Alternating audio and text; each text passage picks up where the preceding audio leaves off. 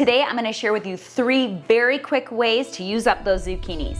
Number 1, we're gonna freeze the zucchini.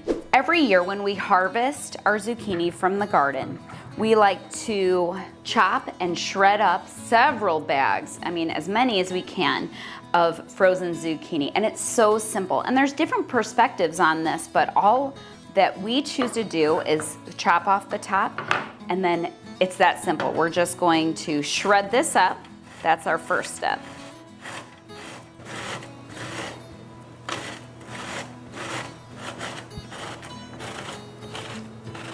Now, several of you are probably wondering why I didn't de-seed this zucchini. And here's the deal. These are smaller zucchinis. They were harvested while they were still young.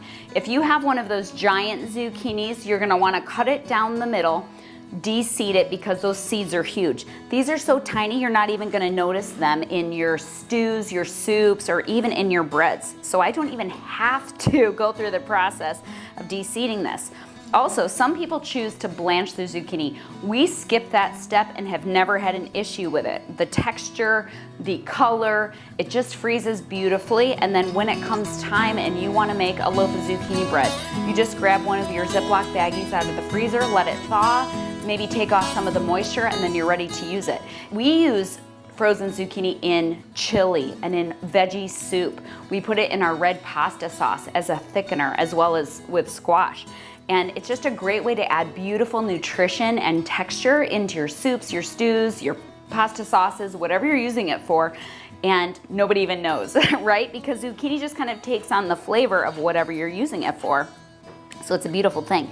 But if you come here, Marie, you can come look close, you literally can't even find a separate seed in here really, unless you're really totally searching for it.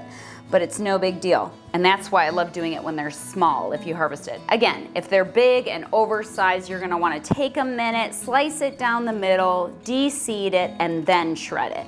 But otherwise, you're ready to go. One step and that's easy and done. And this is about, I would say, 2 cups. So one small zucchini, I'm estimating, but is about 2 cups. My preference is to take one Ziploc bag, a small one, and fill it with this full amount so that I know, because my zucchini bread recipe calls for 2 cups, and when I'm putting zucchini into a stew or a soup, or any of the things that we're doing, I can use 1 bag worth. It's already portioned out for me, so I don't have to worry about defrosting it, thawing it, separating it, causing this mess and all of this. It's just ready to go. So I can even take this out as a whole frozen chunk, put it in my pasta sauce as a frozen, frozen chunk of zucchini, and it will thaw, it will distribute, and it'll be delicious. So let's get this in the bag, we'll get it labeled and put it in the freezer.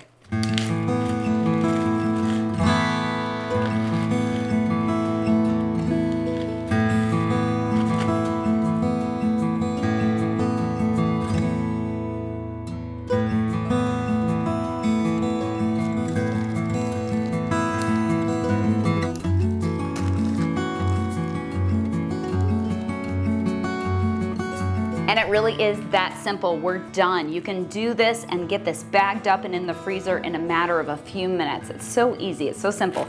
They freeze great because they lay flat, and you can stack them up in the freezer and just go grab them whenever you want them during the winter. This is our favorite way to store zucchini long term.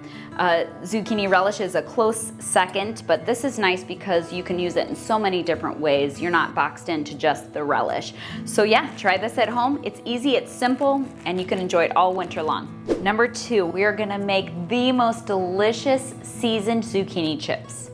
This recipe is so basic and so simple. You only need 3 ingredients and then either a dehydrator or your oven. So let's get started.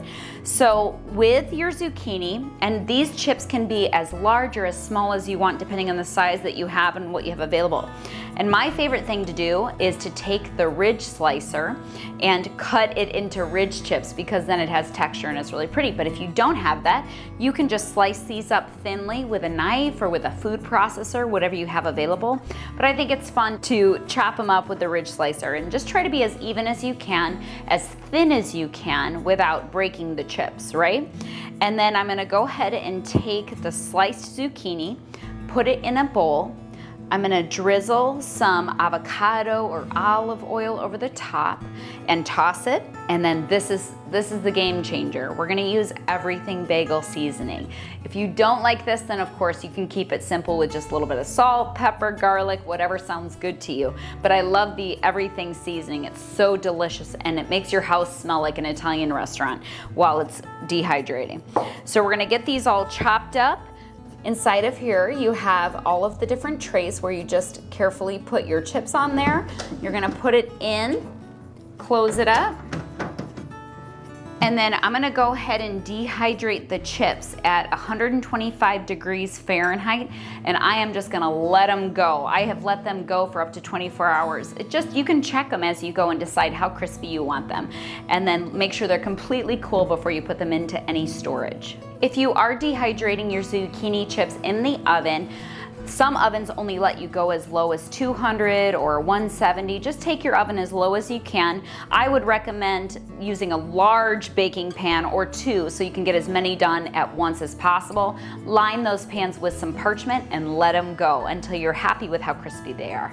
All right, number 3, one of my favorite ways to enjoy zucchini is simply by eating it fresh when you have it available. They're super nutritious and delicious, and the best thing about zucchini is that it takes on whatever flavor you put into it. So let's say you like Asian flavors, then you can season your zucchini accordingly. Or if you just like good old simple salt and pepper, then this is perfect for that. And that's what we're gonna do today. So all I'm going to do is go ahead and take off the top there. And again, I have no problem keeping the seeds in because these are small zucchini. All right, can you see where I cut that, the moisture coming out? All right, so they're full of beautiful moisture. So I'm gonna go ahead and chop this up. This is a perfect side dish for any dinner because it takes minutes. And even if you don't wanna turn your oven on, you can saute this on the stovetop just the same and it's no big deal. But today I'm gonna roast these up. I'm gonna go ahead and slice these into little cubes, like inch-sized cubes, give or take. It does help to try to slice them similar size when it comes to sizing. Make sure you have similar sizing because zucchini is no good once it crosses over to that mushy part. So we're gonna make these in nice big chunks, bite-sized chunks.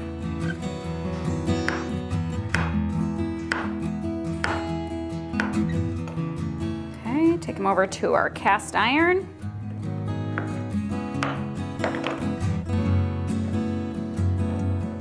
And you can actually also throw in anything else that cooks quickly. Today I'm just gonna cook the zucchini by itself, but if you, for example, like red peppers, green peppers, mushrooms, things that cook very quickly, I would not put in like broccoli because the broccoli is gonna take longer to saute or to roast than the zucchini. This will take just a few minutes on the stovetop or in the oven. Today I'm just using a little bit of olive oil, and a lot of moisture is gonna cook out of your zucchini. So as little moisture as you can put into this pan, the better. Okay, we're gonna do some salt and pepper.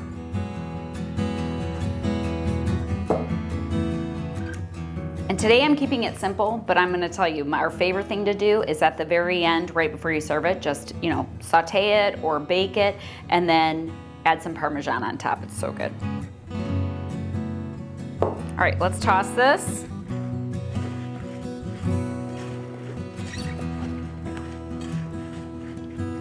All right, and into the oven at like 425, 450 degrees for just a few minutes. You want it to be firm and not get mushy, so keep your eye on it and don't let it go for too long. All right, that took just a few minutes and the pan's still sizzling. And it smells amazing. Like I said, it'll take on whatever flavor you decide to put on there. So like if you want a little bit of spice, add in some crushed red pepper or some cayenne and or Parmesan cheese on top. You can put teriyaki and make this a side dish when you're making Asian food at home. So anyway, it's delicious, smells amazing, it's hot as can be, but a perfect dish for any dinner.